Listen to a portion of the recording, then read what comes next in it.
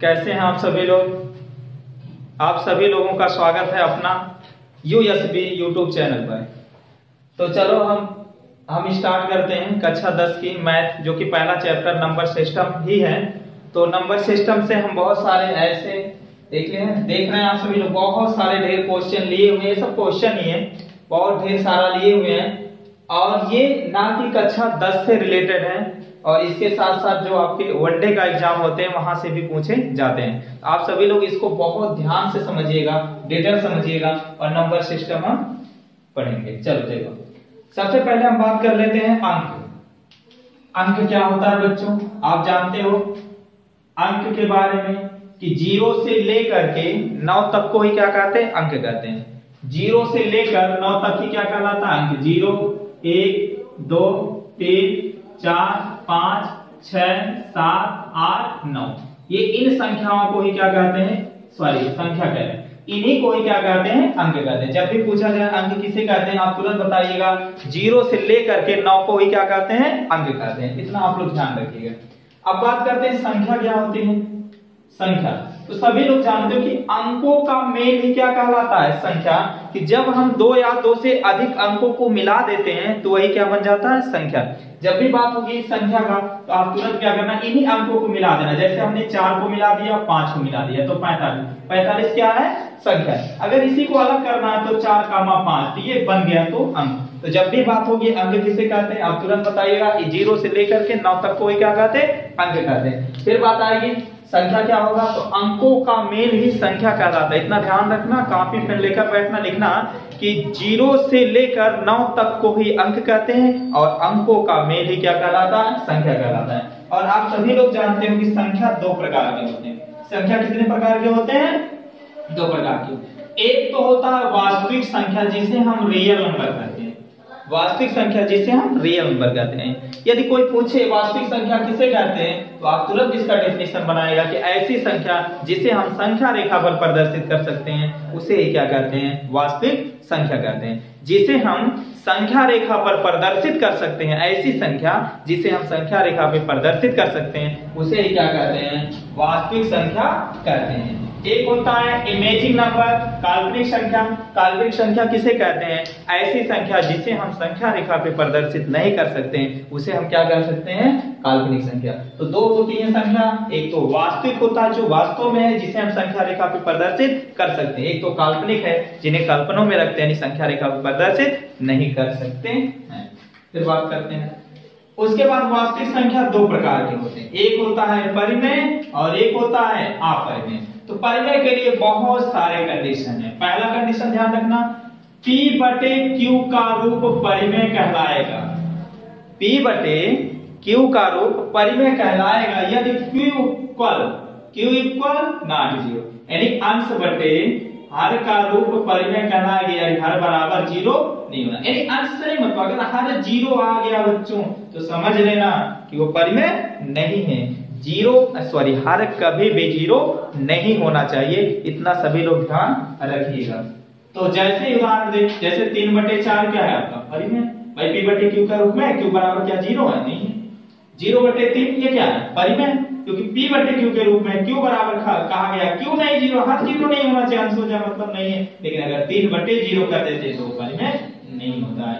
तो परिमेय के लिए पहला कंडीशन P/Q का रूप परिमेय कहलाएगा और Q इक्वल नॉट 0। दूसरा के सभी पूर्णांक परिमेय होते हैं।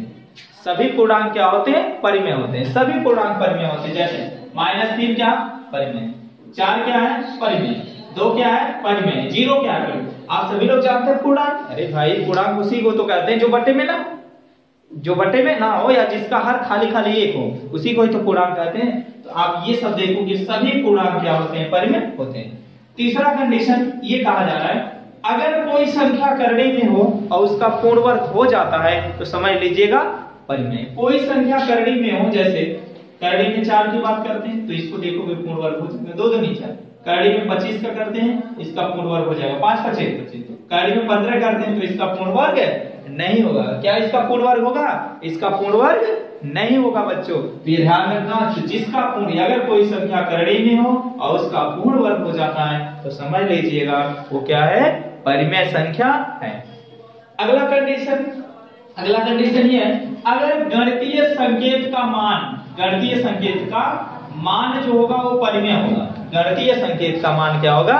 परिमेय होगा। ये आप लोग ध्यान रखिएगा। और गणितीय संकेत में जैसे पाई क्या है? गणितीय संकेत है। और गणितीय संकेत का मान आप जानते हो 22/7 या 3.14 ये होता कि नहीं? 22/7 या 3.14 होता है। अगर पाई देखा जाए तो ये परिमेय नहीं है, लेकिन 22/7 या 3.14 क्या परिमेय है। तो कह सकते हैं गणितीय संकेत जो होता है, गणितीय संकेत का मान जो होता है परिमेय होता है, और गणितीय संकेत जो होता है वो क्या होता है? अपरिमेय होता है। फिर अगला है, जिसका पुनरावृत्त हो वो परिमेय होगा। जिसका पुनरावृत्त होता हो वो क्या होगा? परिमेय होगा। जैसे मान बात करते हैं 3.4444444, तो आप देखो कि पुनरावृत्त हो रहा है तो परिमेय। और जिसका पुनरावृत्त नहीं होता वो क्या हो जाता है? अपरिमेय होता है। इसी तरह से जो परिमेय वाला कंडीशन है इसकी को याद रखना, अपरिमेय ऑटोमेटिक तैयार हो जाएगा। जैसे बात करते हैं 2.646464, तो देखोगे आप अनंत तक है नहीं, 6464 का पुनरावृत्त हो रहा है ना। तो जिसका पुनरावृत्त होता है उसी को हम लोग क्या कहते हैं बच्चों? क्या कहते हैं?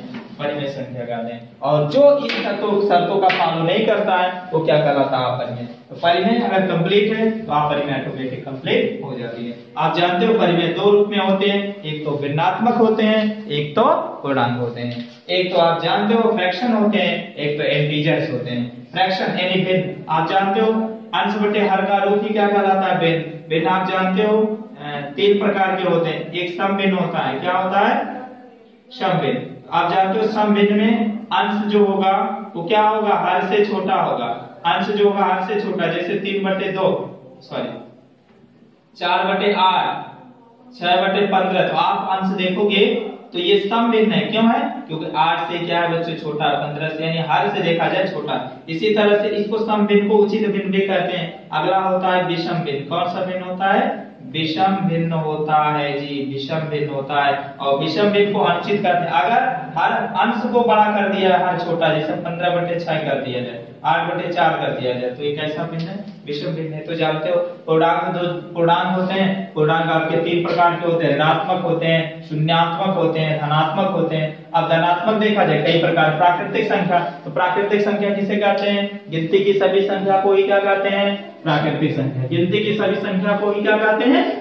प्राकृतिक संख्या कहते हैं। पूर्ण संख्या किसे कहते हैं? जीरो सहित गिनती की सभी संख्या को ही क्या कहते हैं? जैसे प्राकृतिक संख्या 1 2 3 4 अनंत तक हो गए, ये प्राकृतिक संख्या कहा जाए। अगर पूछा जाए सबसे छोटी प्राकृतिक संख्या क्या है? सबसे छोटी प्राकृतिक संख्या 1 है। सबसे बड़ी पूछा जाए तो अनंत होता है। जब तक संख्या नहीं दी होती है तब तक अनंत होते हैं। इसी तरह पूर्ण संख्या कह रहा है कि जीरो सहित गिनती की सभी संख्या को ही क्या कहते हैं? पूर्ण संख्या कहते हैं। जीरो सहित गिनती की सभी संख्या को ही क्या कहते हैं? पूर्ण संख्या कहते हैं। देखो जीरो सहित गिनती की सभी संख्या एक पूर्ण संख्या कहलाती है। इतना आप लोग ध्यान रखिएगा।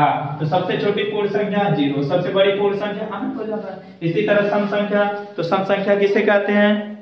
किसे कहते हैं जी? आप बताइए सभी लोग, सम संख्या किसे कहते हैं? अरे भाई ऐसी संख्या जो 2 से पूरा कट जाती है उसे हम क्या कहते हैं? सम संख्या कहते हैं। और ध्यान रखना, अगर किसी संख्या के अंतिम में 0 होगा, 2 होगा, 4 होगा, 6 होगा, 8 होगा, तो समझ लेना वो क्या करेगा? 2 से कट जाता है। इसी तरह विषम संख्या की बात करें, विषम संख्या ऐसी संख्या जो 2 से पूरा नहीं कटती है उसे हम ऑड नंबर्स कहते हैं, विषम संख्या कहते हैं। तो विषम संख्या जो 2 से नहीं कटता है, या जिस संख्या के अंतिम में 1 होगा, 3 होगा, 5 होगा, 7 होगा, 9 होगा, तो समझ लेना वो 2 से नहीं कटेगा, तो विषम होते हैं। भाज्य संख्या किसे कहते हैं? ऐसी भाई आप जानते हो हर कोई संख्या एक और स्वयं से कटती है।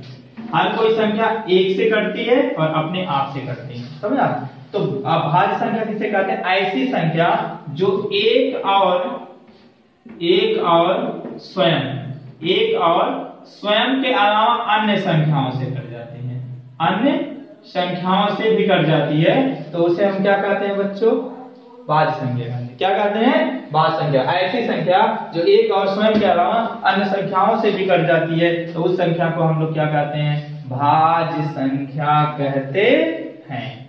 ऐसी संख्या जो एक और स्वयं के अलावा किसी से भी ना कटे, किसी से भी ना कटे, तो हम क्या कहलाते हैं, आभाज्य संख्या कहलाते हैं। तो इस प्रकार आपको कक्षा 10 की जो बात कर रहे हैं, तो परिमेय और अपरिमेय पे विशेष ध्यान रखना, यहीं से ही पूछे जाते हैं परिमेय और अपरिमेय। चलो बच्चों, अब हम पढ़ते हैं जो आपकी प्रश्नावली है एक का एक, उसको अब हम कंप्लीट करेंगे।